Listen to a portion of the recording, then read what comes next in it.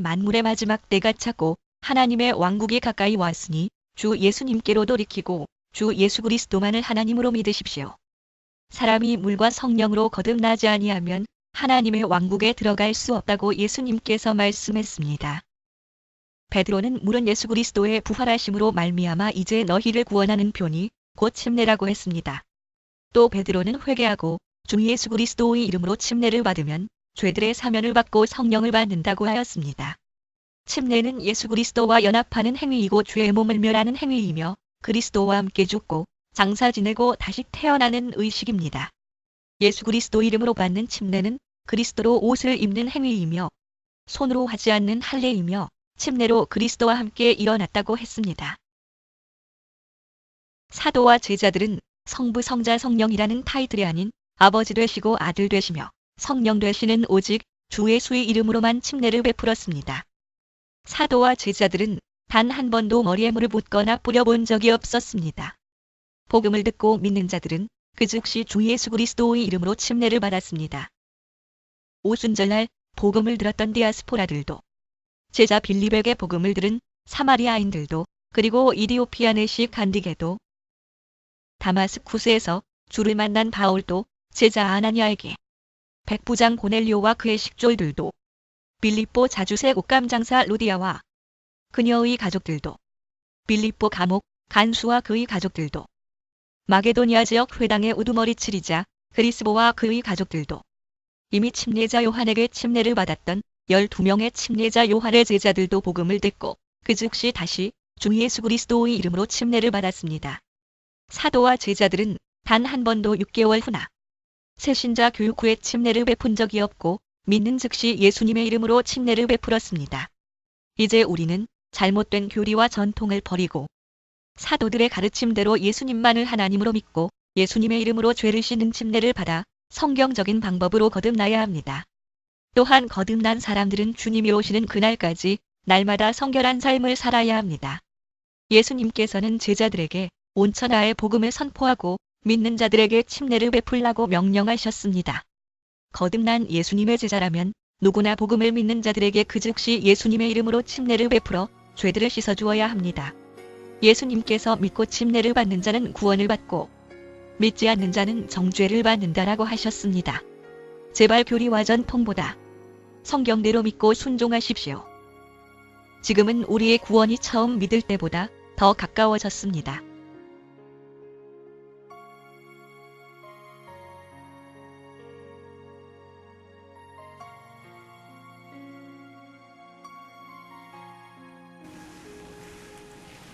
하나님께서 우리에게 주신 말씀 갈라디아서 2장 6절에서 10절 말씀입니다. 같이 하시겠죠? 시작.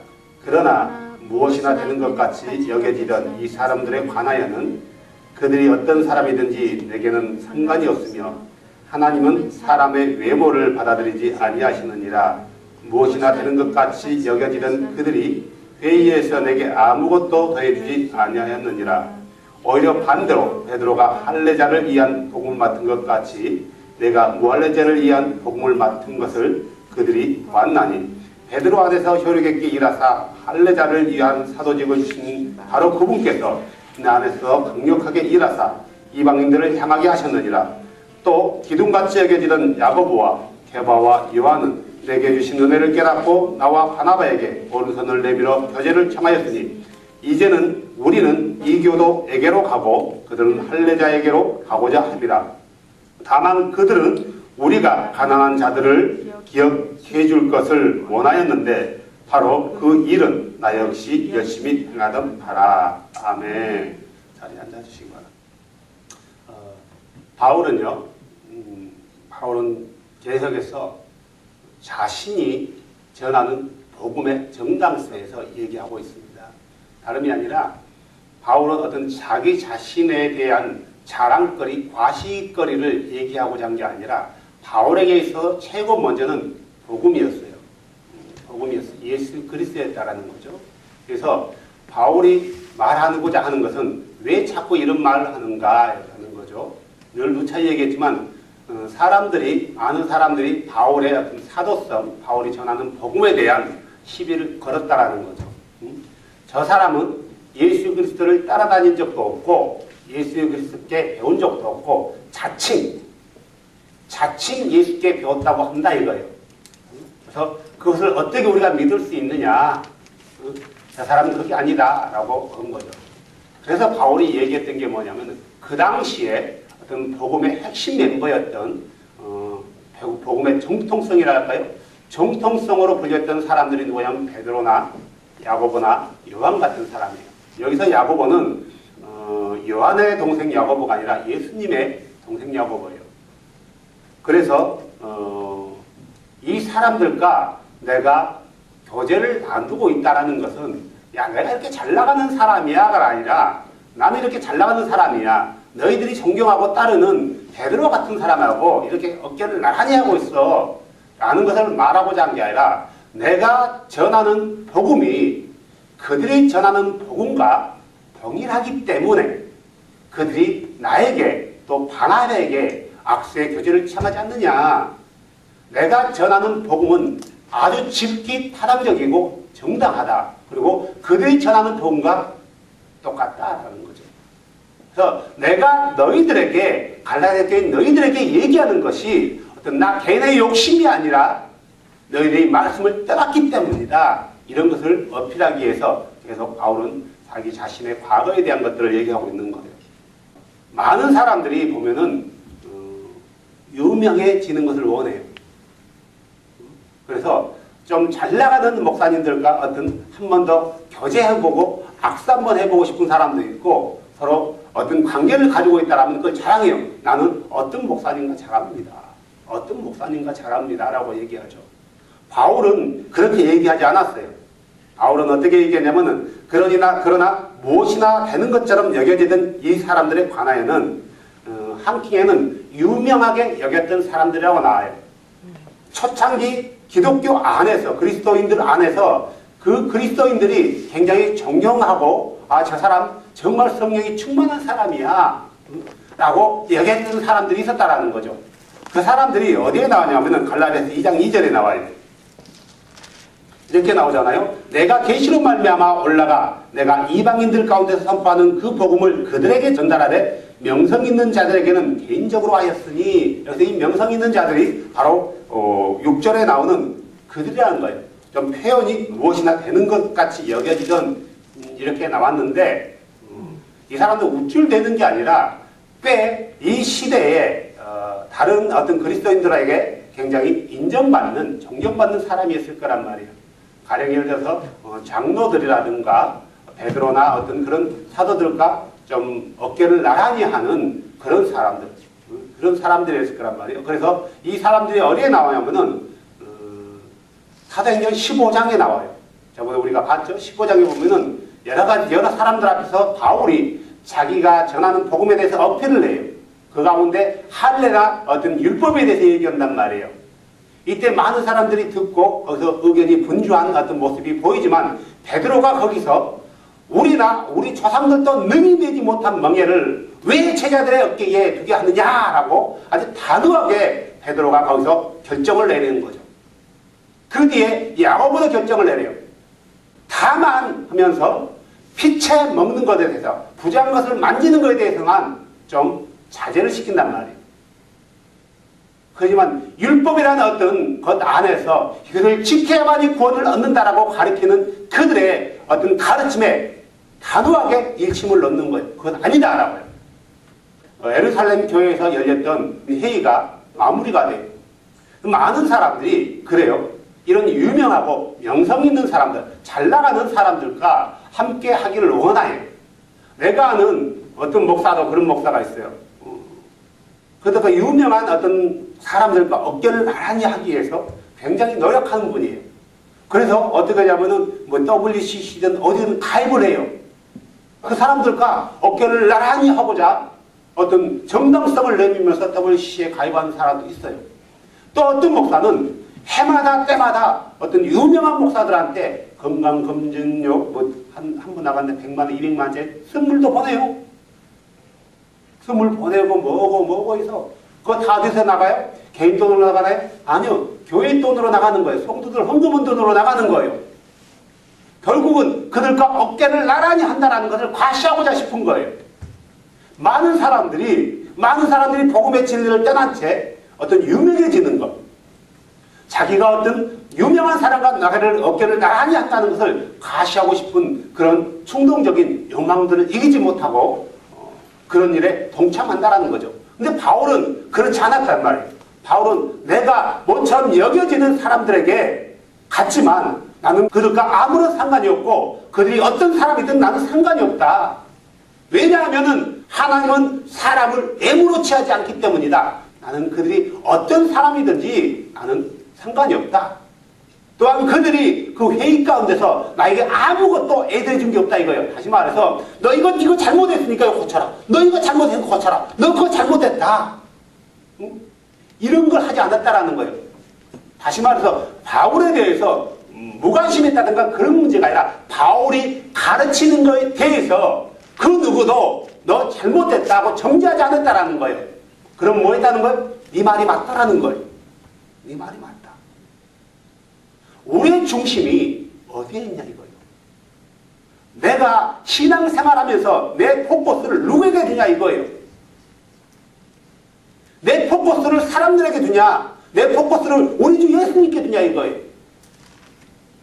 정말 하나님께 쓰임받았던 하나님의 성도들은 그 포커스가 다 누구에게 있어요? 예수 그리스도. 다만 그 포커스가 사람에게 갔을 때는 약간의 문제들이 생겼어요. 그 대표적인 사람이 베드로였어요. 그죠? 그런데 어느 날 이방인들과 교제등을 나누다가 누가 왔어요? 할례자들이 왔단 말이에요. 그러니까 그 시선이 주로부터 벗어나서 사람들에게 포커스가 아니니까 그 자리를 황급히 떠나요. 그러고 나서 그 황급히 떠나니까 누구까지요? 바나바까지 그런 외식에 따라간단 말이에요. 왜 그랬을까요? 하나님을 두려워하기보다 누구를 두려워했어요? 사람을 두려워했기 때문에 순간 그런 일이 벌어진 거예요. 더 나아가서 구약에 사울이라는 왕이 있어요. 이스라엘의 첫 번째 왕이에요. 그가 블레셋과 전쟁을 앞두고 있단 말이에요.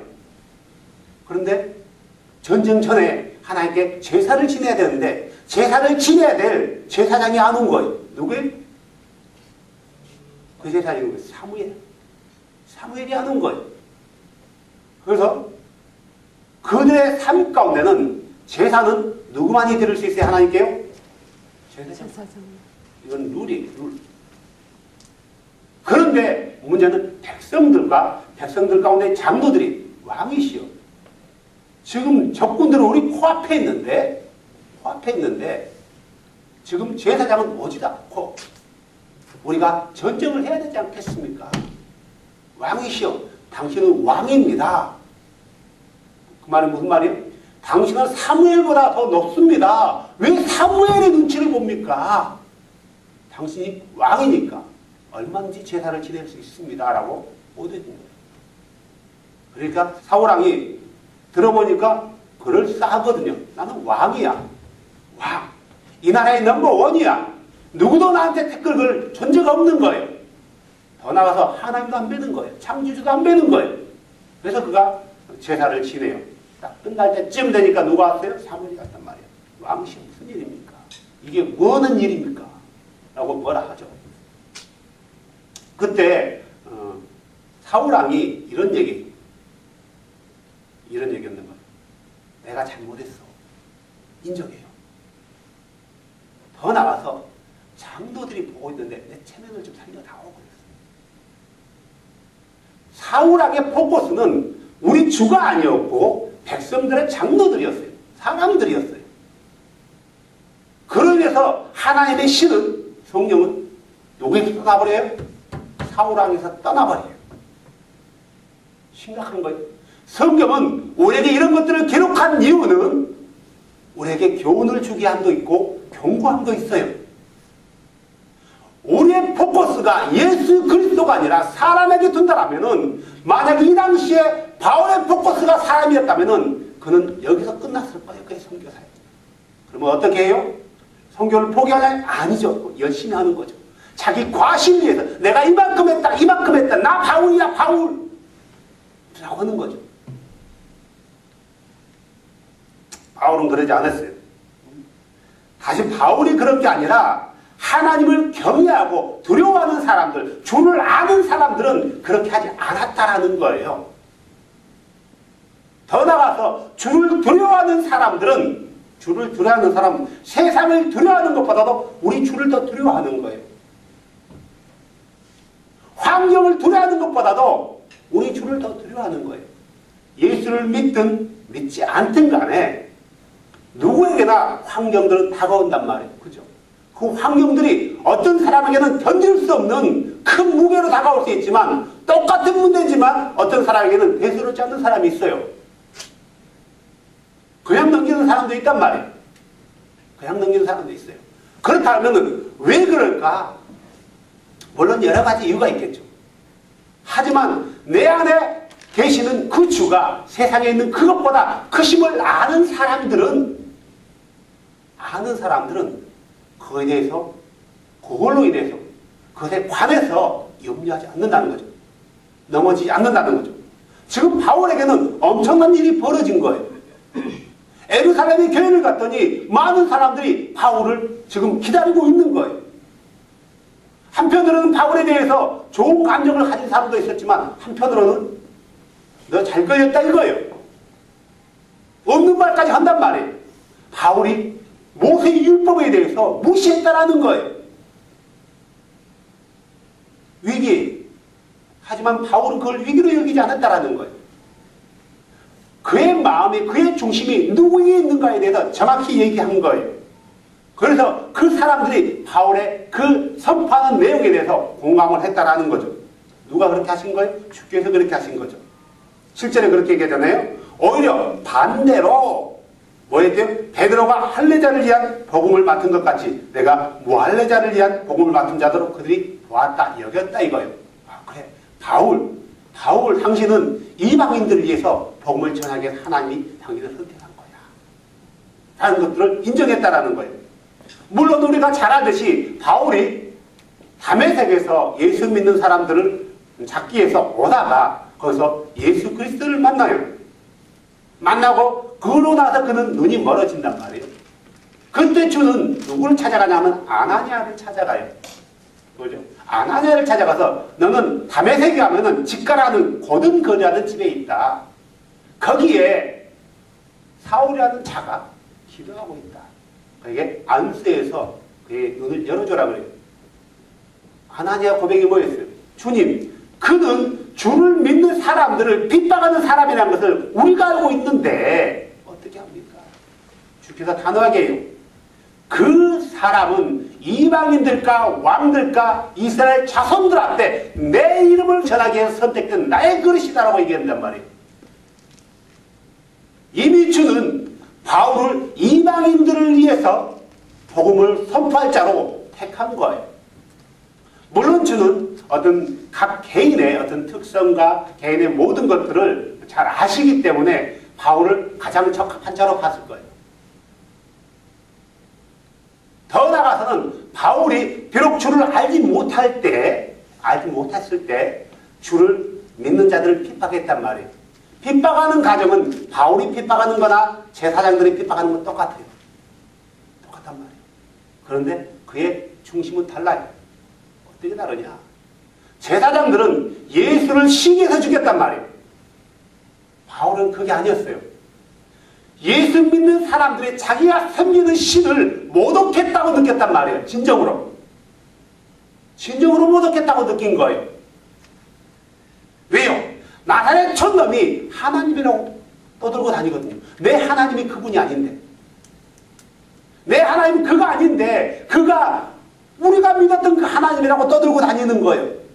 그거에 대한 그가 믿는 신에 대한 어떤 분노, 열정 때문에 그 일을 했단 말이에요. 하지만 제사장들과 바리새인들은 달랐어요. 자기들의 기득권이었어요. 기득권. 이런 어떤 바울의 안에서 역사하는 그 바울의 심정을 아시는 주님이었기 때문에 바울이 자기를 위해서 얼마나 큰 일을 하겠다는 것을 또 알았겠죠.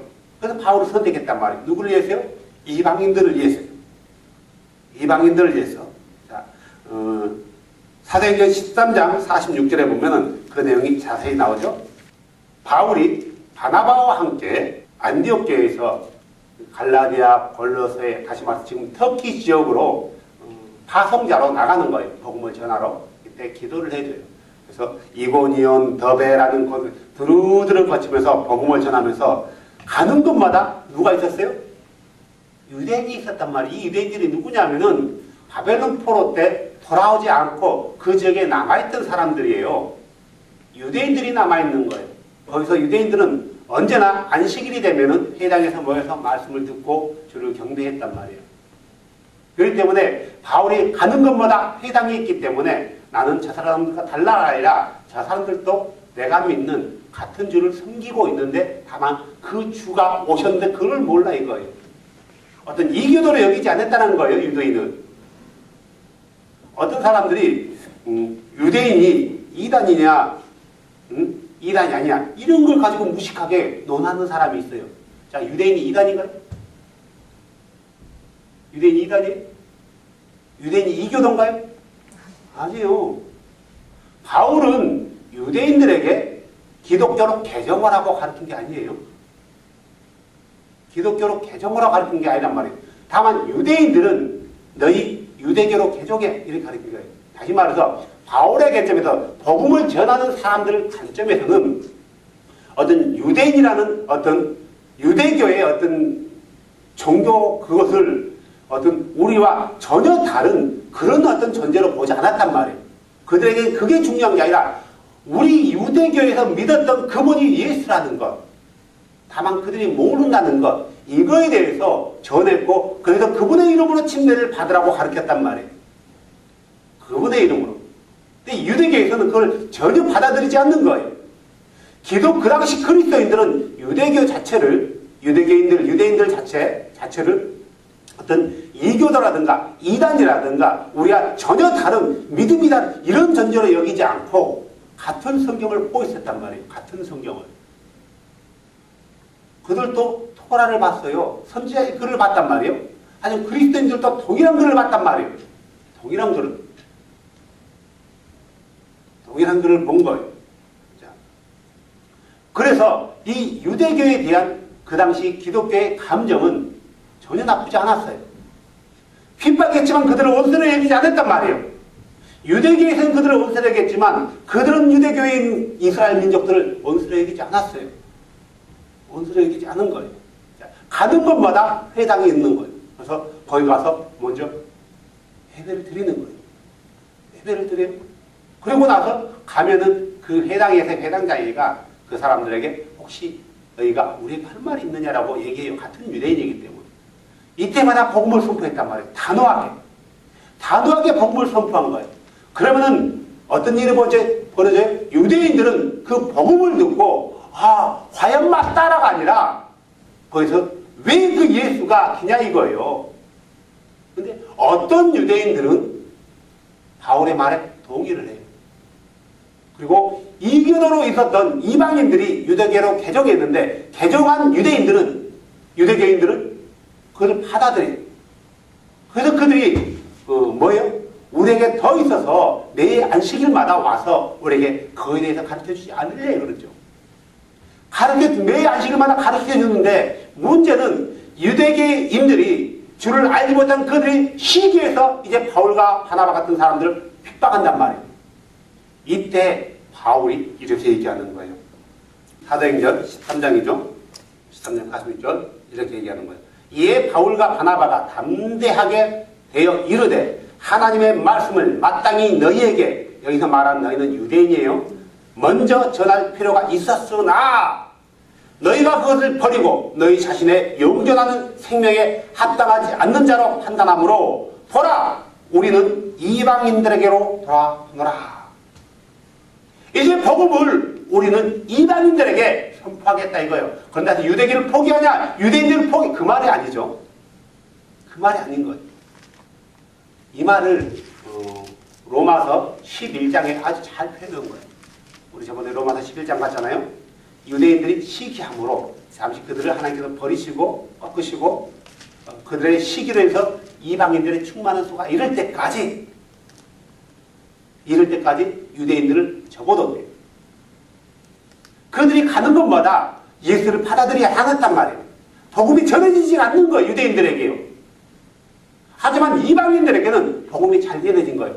거기서만 나오는 이방인들은 유대교로 개종한 이방인들이 대부분이요. 안식일마다 가서 복음을 들었던 사람들이 생짜 이방인도 있지만 대부분이 유대교로 개종한 이방인들이에요. 대부분이. 그걸 아셔야 돼요. 대부분이. 그렇기 때문에 그들은 토라에서 말하고자 하는 것을 알고 있단 말이에요. 하지만 이거에 대해서 정확한 설명을 못 해준 거예요. 복음의 사도들은 이거에 대해서 구약의 사건들을 정확히 얘기해 주니까 그게 예수와 매칭이 되는 거예요. 그래서 그들이 구약에 예언된 그분이 바로 나사렛 예수라는 것을 알고 사도들의 가르침에 그들이 돌이킨 거란 말이에요. 유대교를 버린 게 아니라 토라의 본격적인 말씀으로 돌아온 거예요. 하나님 말씀으로요. 토라에서 말하는 그가 누구라고요? 예수다. 토라에서 말하는 그 창조주가 누구라고요? 예수다. 이걸 알게 된 거예요. 그러니까 그들이 거기서 돌이킨 거란 말이에요. 다시 말한다면은, 이거 유대교가 잘못됐구나, 이단이구나, 이교도구나, 이게 아니라, 우리가 뭔가를 미스언더스탠딩했구나. 성경에서 말하고자 하는 것은 이게 아니었는데, 그분이 예수구나. 바로 그것을 뭐라고 어떻게 표현해요? 고린도후서 3장 15, 16, 17절에는 우리가 지금까지 모세의 글을 읽을 때, 벨이 우리를 가리었구나. 가려진 거였어요. 그러나 우리가 우리 마음을 주께로 돌이킨다라면은 그 벨이 벗겨지리니 이제 주는 바로 그 영이시니 주의 영이 계신 곳에 참으로 자유함이 있느니라 라고 고린도 후서 3장 15, 16, 17절에 선포하고 있잖아요. 그들에게는 여전히 유대교 안으로 들어왔던 그 이방인들에게는 여전히 유대인들과 동일하게 벨로 가려져 있는 거예요. 그런데 그들이 사도들이 전한 복음을 듣고 돌이키니까 그 벨이 벗겨진 거예요. 그 주가 누구라고, 그 구약에서 말하는 안식일마다 아도나이 불렀던 그 아도나이가 누구라고요? 예수라는 걸 알게 된 거란 말이에요. 그래서 그들이 예수께로 마음을 돌이키니까 그동안 유대교 안에서 배웠던 토라의 벨이 벗겨진 거예요. 다시 말해서 토라에서 말하고자 하는 그 본질, 실체가 예수라는 게 드러난 거죠. 그래서 그들이 완전히 돌아선 거예요. 완전히 돌아선 거예요. 여기서 바울과 바나바가 우리는 이제 너희에게 복음을 전하지 않고 이방인에게 간다 이거예요. 이방인에게. 사도행전 22장 21절 볼까요? 뭐에 대한 얘기하면은 바울이 유대인들에게 자기가 어떻게 해서 예수를 만나서 내가 예수를 전하는 자가 되었는가를 간증하는 내용이에요. 간증하는 내용? 간증하면서 이렇게 간증하는 거죠. 마지막 그러잖아요. 16절에 아나니아가 그래요. 기도하고 나니까 바울의 눈에서 비늘 같은 것이 벗겨져요. 이때 그리고 나서 얘기하는 거예요. 바나바가 이제 왜 주지 않느냐? 주의 이름을 불러 침례를 받고 내 죄를 씻어버려라 라고 하니까 바울이 침례를 받아요. 그리고 나서 아나니아가 그런 얘기를 해줘요. 쭉 얘기를 해주니까 바울이 그걸 언더스턴해요. 그리고 나서 그때 있었던 일들을 지금 바울이 얘기하고 있는 거예요. 뭐라고 얘기했냐면은 21절에 그분께서 내게 이르시되 떠나라. 내가 너를 여기서 멀리 누구에게로 보낸다고요? 이방인들에게 보내리라 그래요. 그러니까 바울 자신은 이 하나님의 복음이 예수 그리스도의 생명의 복음이 온 세상에 선포된다는 걸 알고 있어요. 알고 있는데 이때 온 세상에 선포될 복음이 선포할 자가 그 중에 자기가 아닌 거예요. 나만이 아니에요. 자기가 그 가운데 포함이 됐다는 걸 알고 있는 거예요. 그렇지 않았다면 절대로 그걸 포기하지 못해 유대인들은. 자, 베드로는 이방인들에게 복음을 전했어요? 안 전했어요? 전했어요. 이방인들에게도 복음을 전했단 말이에요. 하지만 베드로의 주된 사역은 유대인 할례자였어요. 왜 안 갔을까요? 베드로가 받은 사명 자체가 누구였어요? 유대인들이었단 말이에요. 바울이 받은 사명은 이방인들이었어요. 각자에게 주어진 그 사역 자체는 다르단 말이에요. 우리 모든 사람에게 주어진 사역 자체가 달라요. 우리 형제님에게 주는 하나님께서 형제님에게 가지고 있는 비전 자체가 다르고 나에게 가지고 있는 비전 자체가 달라요. 하지만 공통점이 있어요. 어떤 비전이 어떤 공통점이에요? 하나님의 나라, 예수 그리스도의 나라, 예수 그리스도의 복음에 대한 선포는 동일하다는 거예요. 서로가 일하는 현장은 다르지만 그분의 나라와 그분의 영광을 위해서 일하는 것은 동일하는 거예요. 그렇기 때문에 약간의 서로가 어떤 사상과 생각은 다르지만 전혀 부딪힘이 없다라는 거예요. 전혀요. 자, 베드로는 할례자들에게, 바울은 이방인들에게, 그들이 예루살렘에서 얘기를 나눴을 때 그 유명하게 여겼던 이게 기독교인들에게 유명하게 여겼던 그들 또한 당신은 이방인에게 하나님께서 복음을 전하기 위해서 택한 그러신 걸 우리도 인정합니다. 예수님께서 당신을 택한 그러신 걸 인정합니다. 라고 그들도 받아들였다는 것을 갈라디아서요. 자, 이게 하나님께서 그들을 택할 때 이렇게 택했다는 거죠. 이렇게 했다는 거죠. 9절 8절 보세요. 베드로 안에서 효력있게 일하사 할례자들을 위한 사도직을 주신 바로 그분께서, 그래서 말하는 그분이 누구예요? 누구예요? 예수 그리스도. 누가 베드로를 불렀어요? 누가 베드로를 불렀어요? 예수. 나를 따라와라. 예수. 내가 너를 뭐하는 사람으로 만든다고요? 사람을 낚는 업으로 만든대요.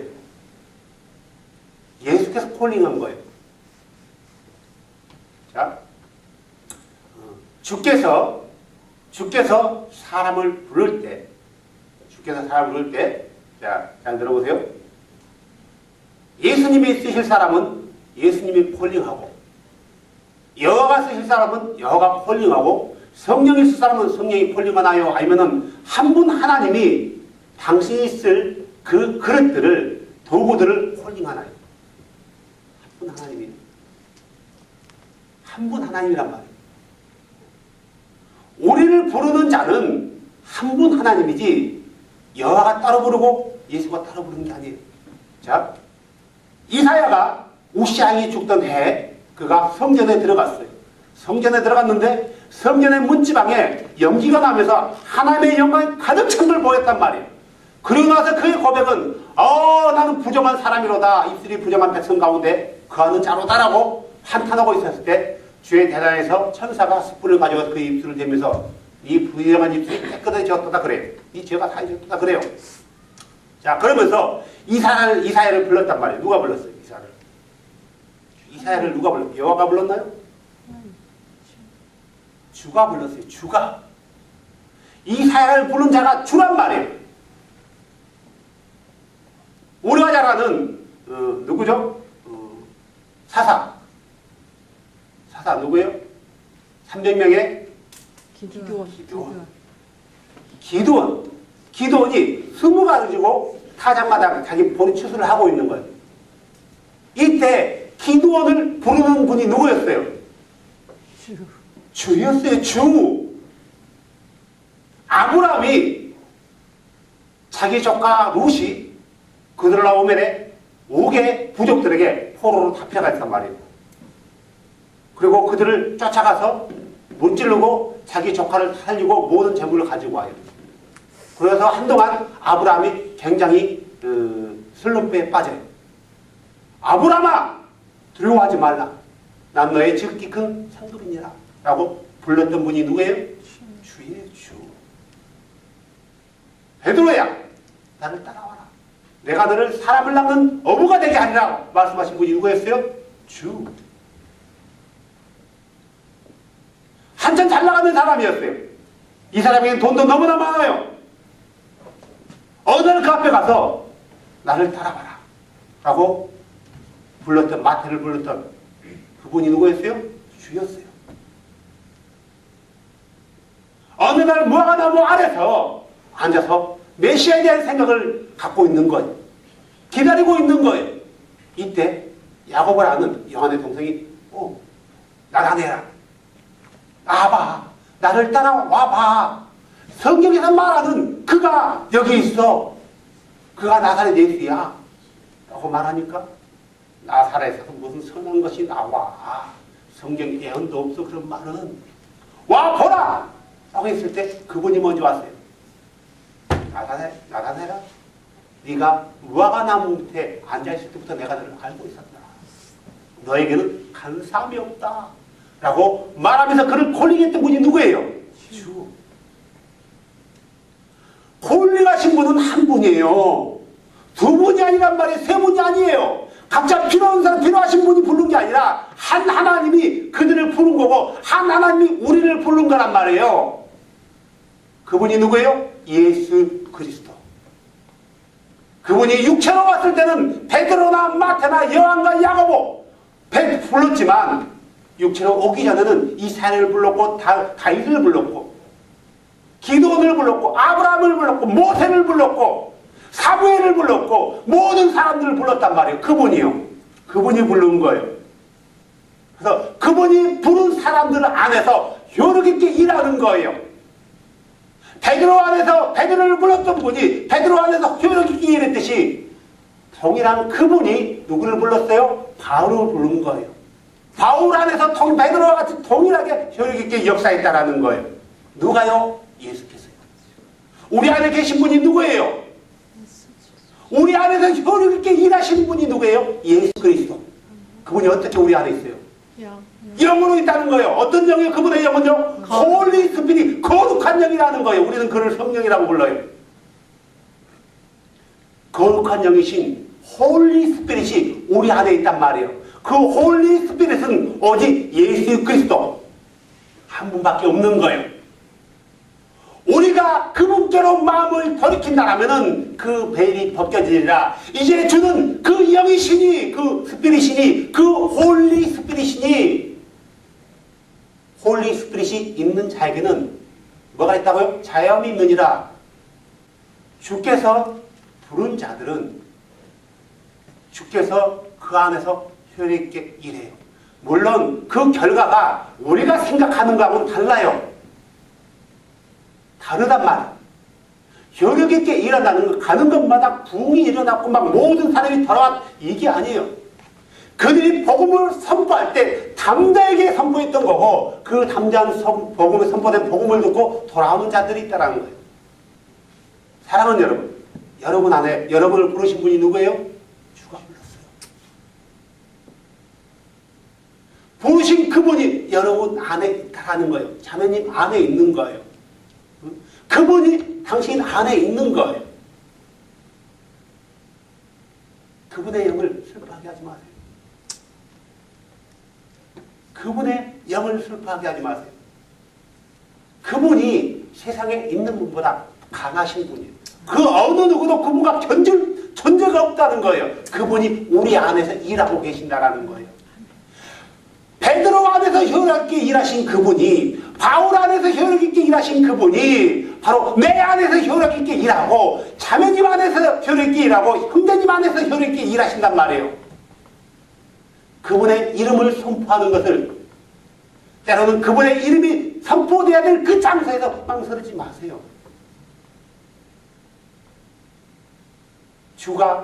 우리가 그분의 이름을 담대히 얘기할 때 그분은 우리 안에서 효력 있게 일해요. 효력 있게. 사람들에게는 용기가 필요해요. 용기. 우리 신앙에도 용기가 필요하다는 거 잊지 마시기 바랍니다. 많은 사람들이 이 용기가 없어요. 없다라는 거예요. 내가 이렇게 했을 때 나에게 득이냐 해냐는 걸 따지는 거예요. 특히 목사님들도 마찬가지. 목사님들도. 어제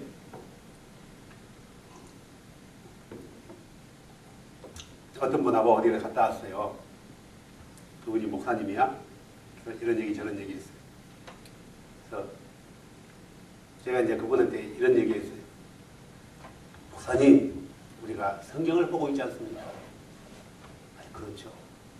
그러면은 하나 물어볼게요. 귀신이 있어요? 내가 물어봤어요. 귀신이 있어요. 그러니까 그 목사님이 귀신이 있는 걸로 알고 있는데 갑자기 물어보니까 당황한 거예요. 왜냐면 툭하면 그분이 나한테 나는 귀신 사용하고 뭐 귀신 뭐고 그렇거든요. 그래서 귀신이 있나요 성경에? 그러니까 성경에 귀신이 있는 걸로 알고 있는데요 그러더라고요. 그래서 그래요? 근데 어느 성경에 있다고 얘기합니까? 성경에 예수님도 더러운 귀신아 나가라 했지 않나요? 그러더라고요. 그래서 그래요. 그러면 귀신이란 게 뭔지 아시나요? 그러니까 대답을 못하는 거예요. 국어 사전에 찾아보면은 귀신이라는 존재는 이렇게 되어 있습니다. 귀신이란 사람이 죽으면 그 혼령이 구천에 또 날아다닌다. 이게 귀신이다라고 얘기하고 있습니다. 자, 그러면은 이게 성경에서 지지하는 말인가요? 성경에서는 사람이 죽으면 곧바로 어떤 결과가 오나요? 불신자는 지옥으로, 신자는 천국으로. 그러면 귀신이라는 존재는 사람이 죽으면은 구천에 떠돌아다닌다는데 그러면 어떻게 된 건가요? 성경이 번역이 잘못됐나요? 그럼 목사님, 제가 말하고자 하는 귀신이 아니었어요. 목사님, 목사들에게는 용기가 필요합니다. 용기가 필요합니다. 틀린 것은 틀리다고 가르쳐 줄 수 있고, 그래서 그들이 바른 신앙을 가질 수 있도록 안내해 주는 게 목자입니다. 그리고 가르쳐 주는 게 교사입니다. 그래서 목사라고 합니다. 용기가 필요합니다. 이렇게 말하면 사람들은 왜 그렇게 시시콜콜 따지기만 하냐, 왜 그렇게 이것저것 이렇게 하기만 하냐라고 사람들이 불편해하고 싫어할 수도 있지만, 그럼에도 불구하고 그들이 바른 신앙을 가져야 예수님을 만날 수 있다라면은 목사가 그 일을 해야 되지 않겠습니까? 아무 말도 안 더라고요. 못하는 거예요. 왜요? 그렇게 하면 성도들이 싫어하거든요. 다시 말해서 성도, 교인이라는 존재들은 천국 가는 것은 좋아해요. 그래서 천국 간다라고 믿고 소망하고 있어요. 하지만 천국 가기 위한 하나님의 백성으로서의 삶에 대해서는 전혀 의무를 이행하려고 하지도 않는다라는 거예요. 이게 문제인 거예요. 그렇다면 스스로도 내 스스로가 나는 하나님의 백성이야 라고 말한다 해서, 고백한다 해서 내가 하나님의 백성이 될 수 있냐 이거죠. 초창기 그리스도인들은 달랐어요. 그들은 달랐어요. 그들은 복음을 들었을 때 복음과 그들이 알고 있는 성경 지식이 다르다라면 그들은 체인지한 거예요. 생각을 바꾼 거예요. 마인드를 바꾼 거예요. 뭘 따라간 거예요? 성경을 따른 거예요. 이게 믿음이고, 이 시대 목사들이 해야 될 게 바로 그거였단 말이에요. 자, 바울이 이교도들한테, 이방인들한테 복음 전해 가서 무조건 예수가 주다 이것만 죽도록 3년 4년 동안 가르쳤을까요? 아니죠. 바울이 에베소에서 3년을 가르친 적이 있어요. 3년 동안 예수가 주다, 예수가 그리스도야, 예수가 그 아도나야, 이것만 가르쳤나요? 아니요. 이것만 가르친 게 아니라 성경을 통해서 뭐가 홀리네스인지, 뭐가 그리스도인의 삶인지, 그리스도 주께서 원하는 게 뭔지에 대해서 가르쳤단 말이에요. 뭘 통해 가지고요? 토라를 가지고요. 토라를 가지고 가르친 거예요. 골로새서를 가지고 가르친 게 아니란 말이에요. 그죠? 토라를 가지고 가르쳤단 말이에요. 그러면은 그들이 복음을 듣고 순종하는 하나님의 백성들은 어떤 마음이었어요? 아, 내가 틀렸구나. 체인지했단 말이에요. 그 가운데는 이교도였다가 유대교로 개종한 사람들이 있었어요. 그래서 유대교의 어떤 가르쳤던 율법, 유대교 안에서 가르쳤던 어떤 장로들의 전통을 배웠던 그들도 사도들이 가르쳤던 그 복음과 틀린 것이 있다면 교체했고, 평생토록 이교도로서 다른 신을 섬겼던 그들이 하나님의 말씀을 가르칠 때 그들이 평생토록 목숨처럼 여겼던 그것도 때로는 버리고 체인지했단 말이에요. 왜요? 그들이 하나님의 백성이 더 이상 세상의 백성이 아니기 때문에. 우리가 알아야 돼요. 하나님의 백성들은 하나님의 말씀과 내가 가지고 있는 것이 다르다면 체인지하는 거예요. 체인지하는 거. 이럴 때 주께서 우리 안에서 효력 있게 일하는 거예요. 효력 있게 일한다는 것은 내가 손을 내밀고 하니까 악한 영이 떠나가고 안전비에 벌떡벌떡 일어나고 이게 아니라 그의 믿음이 주 안에서 스트롱해진다는 거예요.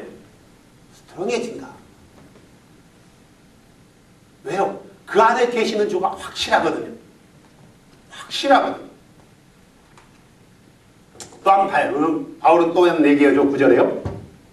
기둥같이 여겨지는 야고보와 게바와 요한의 내게 주신 은혜를 깨닫고 나와 바나바에게 오른손을 내밀어 교제를 청하였으니, 자, 바나바는 이미 그들이 언제부터 알고 있었어요? 오순절 때부터 알고 있었잖아요. 바나바가 아주 유명한 사건이 있죠. 뭐예요? 그의 재산을 팔아서 교회 공동체에 갖다 헌납한 거예요. 오퍼링한 거예요. 왜 그랬을까요? 과시하기 위해서요? 왜요? 왜 그게 바나바에게 필요했을까요? 왜? 그냥 받은 은혜가 너무 커가지고 내가 드릴 거, 내가 있는 거 이거는 귀하지 않으니까 다 주님 받으시옵소서. 그래서 그랬을까요? 왜 그랬을까요? 필요했기 때문에. 왜 필요했어요? 왜 바나바가 자기 재산의 어떤 소유들을 팔아서 교회에 하나님 앞에 오퍼링해야 될 필요성이 있었어요?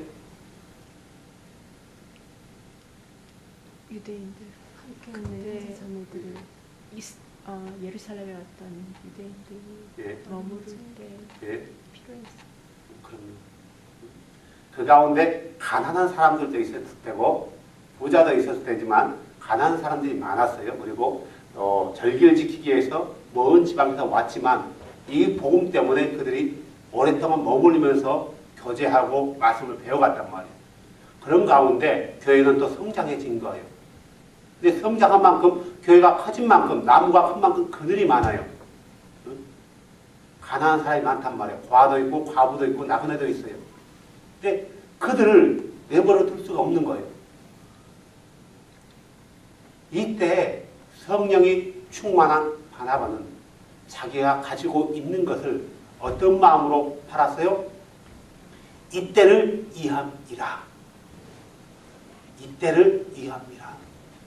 그래서 바나바는 이방인 그쪽에 살고 있단 말이에요. 바나바도 여행자예요. 이때를 이함이라고 그걸 팔아서 교회 헌납해서 많은 사람에게 고루고루 잠시라도 그들에게 어떤 뭔가를 제공해주고 싶었던 마음이죠. 그런 바나바. 그래서 바나바가 성령이 충만한 사람이었고 주를 아는 사람이었고 이미 초대교회 당시 바나바는 많은 사람들에게 인정받는 성령과 제가 충만한 자로 인정받는 사람이에요. 이 바나바가 누구를 친 거예요? 바울을 친 거예요.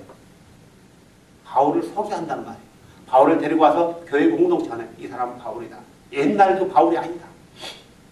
옛날에는 우리를 핍박했던 자였지만 지금은 주를 위해서 주께서 선택한 자다라고 어필을 하죠. 그리고 나서 바울이 그들에게 자기가 주를 만난 것을 증거하고 자기가 알고 있는 복음을 제시해요.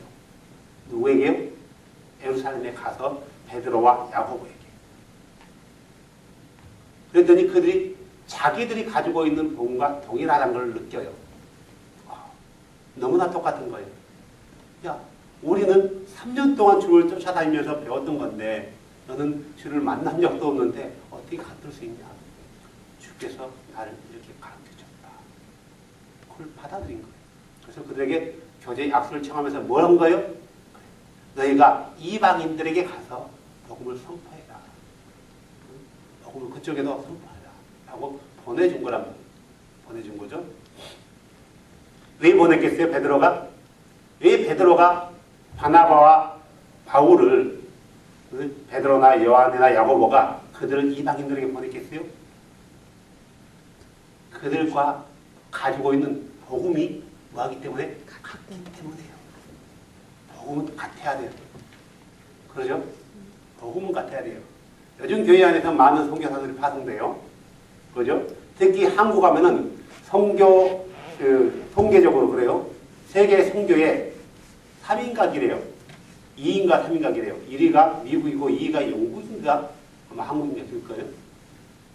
아마 세 손가락 안에 들어간단 말이에요. 그러면은 교회에서 그 선교사들 목사들이 파송할 때 그들이 가지고 있는 복음이 정확하냐? 틀려요.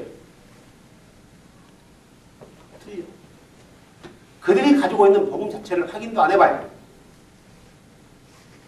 너 가서 그들에게 예수 그리스도를 어떻게 선포할 것인가? 예수 그리스도가 누구신가? 라는 것을 물어보지도 않아요. 나 선교사로 사명을 받았습니다. 선교사로 가기를 원합니다. 그래, 가. 이게 다예요. 이게 다예요. 알고 있겠지 이거죠. 그런데 초대교회 당시는 그러지 않았던 것 같아요. 바울이 내가 어떻게 예수를 만났는가 라는 것을 그들이 다 듣고 네가 가지고 있는 복음, 다시 말해서 복음이라는 게 네가 가지고 있는 예수 그리스도에 관한 것과 우리가 알고 있는 예수 그리스도에 관한 것이 뭐였다고요? 같다. 라는 걸 인정했기 때문에 그들을 그러면 너희가 우리 대신해서 이방인들을 향해서 복음을 선포해 주라 이거예요. 우리는 유대인 할례자들에게 강했다 이거예요. 할례자가 시켰어요?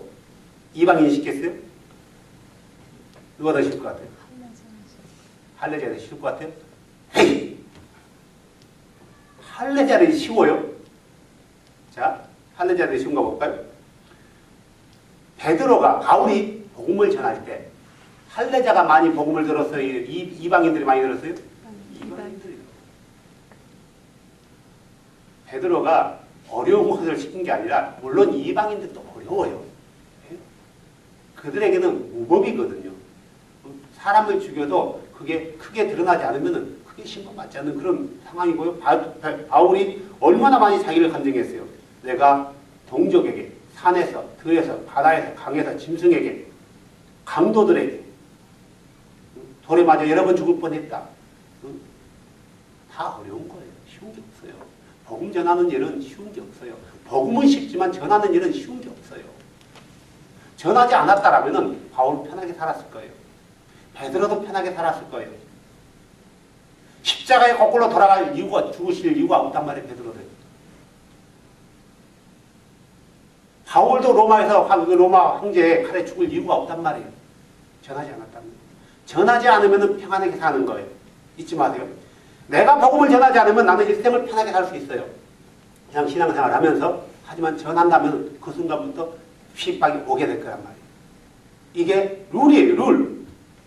복음을 전하는데 편하게 살 수 있는 사람이 어디 있어요? 성경에. 없어요. 어느 사도가, 어느 제자가 복음을 전하고 편하게 살았어요? 전하는 순간부터 핍박이 있었어요. 누구로부터 핍박이었어요? 멀리 있는 나를 알지 못한 그들로부터 핍박을 받았나요? 아니면 내가 형제라고 얘기했던, 내 친구라고 얘기했던, 내 동료라고 얘기했던 그들로부터 핍박을 받았나요? 그들로부터. 핍박은 멀리서 오는 게 아니라 아주 내 가까이서 오는 거예요. 심지어는 내 배우자로부터 올 수 있는 거고 내 자녀로부터 올 수 있는 거예요. 그래서 주께서 뭐라고 했어요? 원수는 네 집안에 있대요. 집안에 있대요. 원수는 집에서부터 시작하는 거예요. 멀리 있는 게 아니에요. 옛날에 나와 우리 아내가, 아내는 언니라고도 하고 나는 누님 목사님 그런 사람이 있어요. 성경을 얘기했어요. 성경은 사도들은 예수님의 이름으로 침례받았습니다. 성경을 우리가 다시 봐야 되지 않겠습니까? 그 자매, 그 목사와 박원근, 너 지금 그걸 말하려고 하는 거요? 성경이 그렇지 않습니까? 내가 전할 때도 있어요. 내가 이걸 얘기하면은 누님 목사님과 나는 끝날 수 있습니다. 하지만 얘기해야 되겠습니다. 얘기해봐. 성경은 예수 이름으로 침례를 받았습니다. 왜냐하면 예수만이 하나님이기 때문입니다. 박원근, 너 삼위일체 부정하는 거야? 성경에 삼위일체가 어디 있습니까? 쭉 얘기했죠.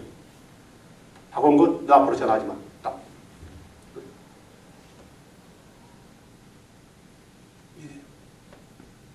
바른 말을 하니까 전화하지 마. 나하고 교제를 다 끊었단 말이에요. 이게 그도 나를 친동생처럼 여겼던 사람이고 나도 그를 정말 누님으로 여겼던 사람이에요. 나도 친동생처럼 여겼던 같은 동료 전도사가 있어요. 전도사야, 목사야. 이렇다. 목사님 앞으로 연락하지 마세요. 가장 받아들여질 줄 알았는데 왜 전하냐면 그들은 하나님에 대한 열심이 있었어요. 하나님에 대한 어떤 복음의 열정이 있었단 말이에요. 그렇기 때문에 복음의 열정이 있기 때문에 그는 내가 말하는 거에 대해서 이해를 하겠지. 최소한 받아들이지 않겠느냐, 긍정하지 않겠느냐, 생각해보지 않겠느냐라는 마음하에 얘기했는데 나하고 연락하지 마세요. 뚝. 너 나한테 전화하지 마. 뚝. 대부분이었어요. 어디부터 시작돼요? 나의 가장 가까운 것부터. 내가 제일 믿었던 사람으로부터 시작되더라고요. 차라리 모르는 사람은 나를 핍박하지도 않아요. 뭐라 하지도 않아요. 애초에 몰랐기 때문에. 성경에도 마찬가지인 것 같아요. 성경에도요. 자, 그래서 우리가 복음을 전할 때 그리스도 안에 있을 때 같은 믿음 안에 있는 사람끼리 교제를 나눈다는 것은 너무나 좋은 거예요. 너무나 좋아요. 지금 베드로나 바나바 이 사람들은 같은 주 안에 있는 거예요. 내가 이 주를 알고 나서 이런 믿음을 가진 사람, 우리 한국 사람들이 어디에 있을까? 나밖에 없는 것 같은 거예요. 나밖에 예수만이 하나님이라고 믿는 사람이 없는 것 같아요. 나밖에 예수 이름으로 침례를 주는 한국 목사가 없는 것 같아요. 야, 주님, 한국에서 한국 사람으로서 예수님 당신만을 하나님이라고 믿는 목사가 없단 말입니까? 그런 사람이 없단 말입니까? 라고 인터넷을 뒤지기 시작했는데 간혹 다 찾았어요. 연락을 줘요. 연락이 안 와요. 교제가 안 이루어져요. 나는 너무나 기쁜 거예요. 이 사람이 나랑 같은 믿음인가? 너무나 기뻐서 메일을 보내요. 편지를 써요. 저는 장로교 목사로서 하나님을 삼위일체로 섬겼습니다. 근데 성경을 보니까 그게 아니고 당신이 말한 것과 내가 믿는 성경과 동일합니다. 교제의 편지를 보내요. 그래요? 예. 나중에 한번 연락주세요. 이게 다 있어요. 이게 다인 거예요. 간혹 가다가 한국에서 목사들이 전화 와요. 당신의 설교를 들었다. 그래서 내가 이제 뭔가를 할 것 같다. 난 너무나 기쁜 거예요. 너무나 기뻐. 그래서 날마다 전화를 기다리기도 하고 안 오면 전화하기도 해요. 목사님 접니다. 그래서 예 하면서 오늘 성경에 이런 것도 있더라고요. 그래요 하면서 서로 얘기해. 같은 믿음에 있는 사람끼리 교제를 나누는 것은 너무나 지극히 당연한 거고 정상적인 건데 이게 안 된다라는 거예요. 오늘 본문에는 베드로는 바울과 교제를 나눠요. 바울은 베드로나 야고보와 요한과 교제를 나눈 거예요. 바나바와 교제를 나눈 거예요. 왜요? 같은 믿음이 있기 때문에요. 그래서 그들의 신앙에 대해서 얘기를 하고 서로 듣고 서로 권면도 해줘요. 어떤 권면을 해줘요? 이렇게 나오잖아요. 10절에 다만 그들은 우리가 가난한 자들을 위해서 격려해 줄 것을 원하였는데 바로 그 일들은 나 역시 열심히 행하는 바다. 바울이요. 형제 바울이요. 우리가 예수 안에 들어왔지만 예수 안에 있는 사람들 중에서 가난한 사람이 너무나 많다. 우리가 그들을 포기해서도 무시해서도 안 된다. 자, 이 가난한 사람들이 이교되었나요? 제우스를 섬기는 사람이에요? 그래요? 제우스를 섬기는 탐무스를 섬기는 사람이었나요? 아니면 예수를 섬기는 사람 가운데 가난한 사람인가요? 예수를 섬기는 사람 가운데 가난한 사람이에요. 베드로는 바울에게 권면했을 때 뭐 얘기했냐면은 너희가 가난한 사람들을 도와라 이거예요. 돕는 것을 잊지 말아라. 왜? 그들이 바로 너의 형제고 우리의 형제이기 때문이라는 거예요. 그들이 바로 우리가 섬기는 그 주를 섬기고 있는 내 지체이기 때문이라는 거예요. 내 지체가 가난하고 힘든 것은 너도 가난하고 힘든 거다. 우리는 그들을 무시했어. 포기했어. 외면해서도 안 된다. 다시 말해서 구제는 예수 그리스도 같은 주를 믿는 그들로부터 시작하는 거예요. 전혀 모르는 사람한테 구제하는 게 아니란 말이에요. 우리가 예를 들어 교회가 크다고 쳐요. 교회가 커. 그래서 어떤 할머니가 가난한 사람이 있어. 그래서 너무나 가난해. 늘 끊이를 걱정해. 그래서 늘 부처님께 부처님, 아이고 나무 아버지 타부라면서 해요. 그런데 교회에서 사랑하면 딱 갖다 줬는데 뭐라고요? 아이고 예수님 감사합니다 그래요? 아이고 부처님 감사합니다 그래요. 아이고 부처님 감사합니다 그래요. 예수님께 영광 안 돌려요. 이게 굳이 물론 다는 그런 게 아니에요.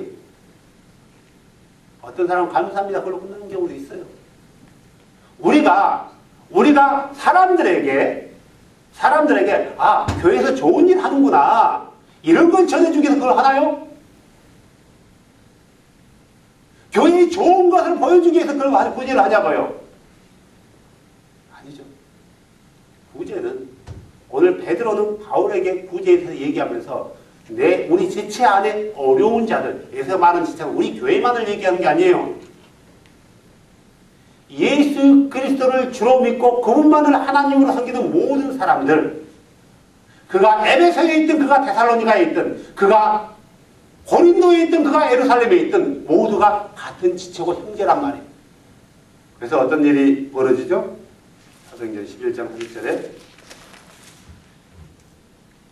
29절 이에 제자들이 저마다 자기 능력대로 유대에 거하던 형제들에게, 그래서 유대에 거하던 형제들이 누구예요? 같은 그리스도인들이에요.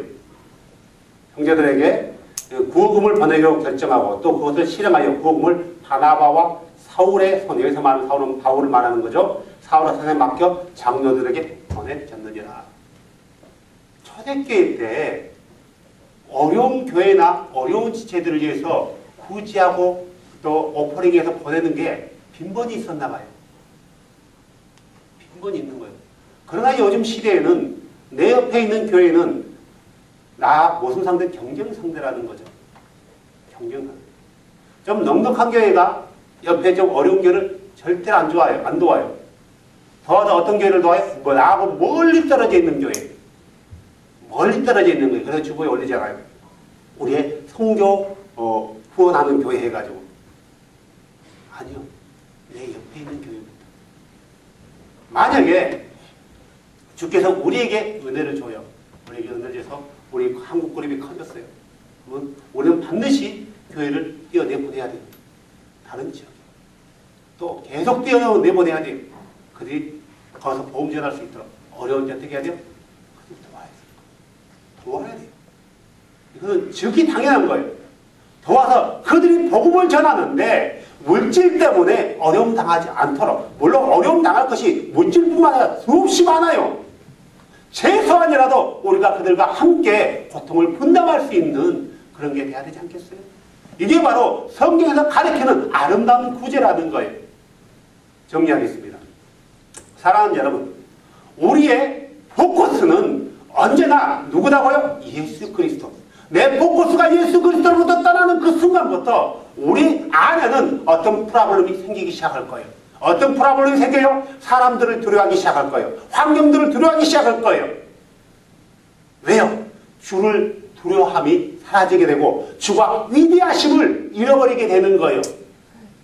잃어버리게 되는 거예요. 그래서 우리는 우리의 포커스가 언제나 내 주라는 것.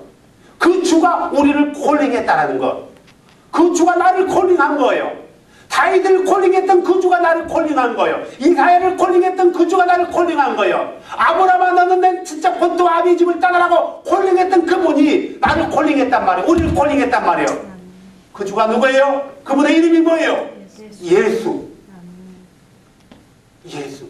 우리는 같은 주 안에 있는 사람들과 우리의 마음을 열면서 교제를 나누는 거예요. 서로를 이루고 혼면하는 거예요. 성도가, 여러분 성도고 나는 목사예요. 그냥 구별된 것 뿐이에요. 하지만 주 앞에서는 여러분도 주의 자녀고 나도 주의 자녀예요. 이 자를 내려오면은 나는 여러분의 형제고 여러분 나의 형제란 말이에요. 동일한 거예요. 그렇기 때문에 내가 잘못한 거 있다는가, 나의 부족한 것이 있다면 여러분이 나를 권면해 주는 거예요. 형제 원근이요. 형제 목사요. 권면해 주는 거예요. 이건 그렇지 않습니다. 감히 어떻게 성도가 목사에게 이런 저주받을 것들. 성경은 전혀 그런 말을 한 적이 없어요. 전혀 없다라는 거예요. 목사는 존경받아야 될 대상이기도 해요. 그죠? 목사 존경받아야죠. 존경받지 못한 목사가 어떻게 말씀을 전해요? 하지만 신처럼 추앙받는 존재는 될 수 없단 말이에요. 저항적인 존재는 될 수 없어요. 동일해요. 다만 주의 말씀을 가르치는 자로서 서로 간에 아끼고 사랑하고 존경하고 존중하는 거예요. 목사도 틀릴 수 있어요. 목사로 미스할 수 있단 말이에요. 그래서 권면이 필요한 거예요. 누구로부터요? 주님이 야 박 목사야 너 이거 잘못했다 이거 바꿔라 이러나요? 아니에요. 내 형제의 입술을 통해서 주가 나에게 권면할 수 있어요. 내 입술을 통해서 여러분을 권면할 수 있다는 거예요. 우리가 그것을 달갑게 받아들일 수 있는 것. 물론 권면한다 해서 이거 다 맞아 보자 따라가는 것은 알겠지만 우리가 봤을 때 따라갈 수 있는 것은 바꿀 수 있는 건 바꿔야겠죠. 그렇지 않겠어요? 듣기만 하고 바꾸지 않는다 무슨 의미가 있냐고요. 하지만 때론 권면이 때론 틀릴 수 있다는 거예요. 내 관점에서 권면할 수 있다는 거예요. 우리가 잘 봐서 그걸 지혜롭게 해야 되겠죠. 그래서 우리는 언제나 그리스도 안에 있는 같은 믿음 안에서 있는 사람들과 교제를 나누는 것, 그들과 함께 기도하는 것, 함께 애대하는 것은 우리에게 행복이고 복이라는 것.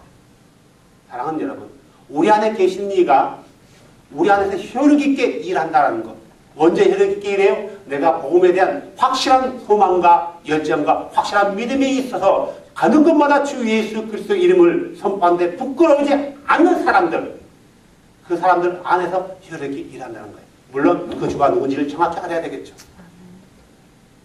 그래서 오늘 갈라디아 교인들에게 바울의 어떤 그 내용들을 전하는 이유 자체는 자기 어떤 과시나 자랑이 아니라 자기가 전하는 복음에 대한 자기 마음에 대한 그 내용들을 지금 갈라디아 교인들에게 토해내고 있는 거예요.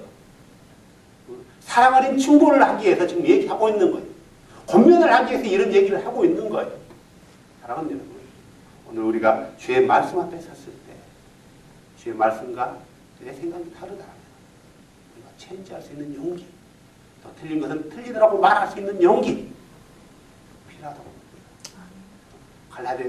갈라디아 교인들과 바울이 정말 그냥 그렇게 있었다면 그들의 관계는 좀 유지할 수 있어요.